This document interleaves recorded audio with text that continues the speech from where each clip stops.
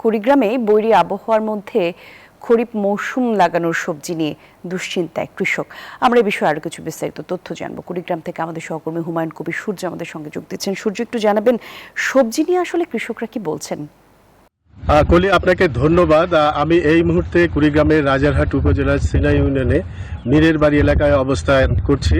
এই মীরের বাড়ি সবজির আধার খ্যাত। এখানে প্রায় 1.5 থেকে 200 একর জমিতে এখানে সবজি চাষ করা হয়।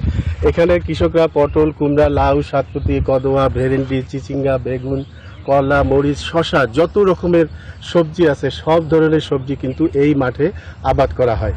কিন্তু কৃষকরা আমাদেরকে জানিয়েছে যে চরাঞ্চলের কৃষকরা যেরকম বড় ধরনের একটা ক্ষতির সম্মুখীন হয়েছেন, মেইন অঞ্চলের কৃষকরাও কিন্তু তারা ক্ষতির সম্মুখীন হয়েছেন।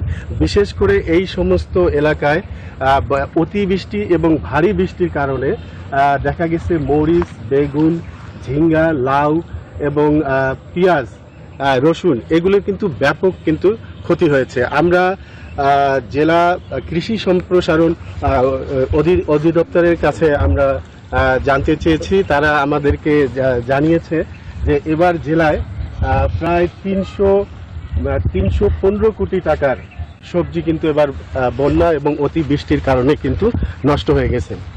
আমরা তাদের কাছে তারা আমাদেরকে বলেছে প্রায় 149 হেক্টর জমির ক্ষতি হয়েছে এবং 2742 জন যে কৃষক তারা কিন্তু ক্ষতিগ্রস্ত হয়েছিল।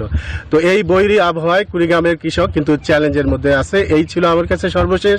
ফিরে যাচ্ছি স্টুডিওতে। কলি, আপনার কাছে।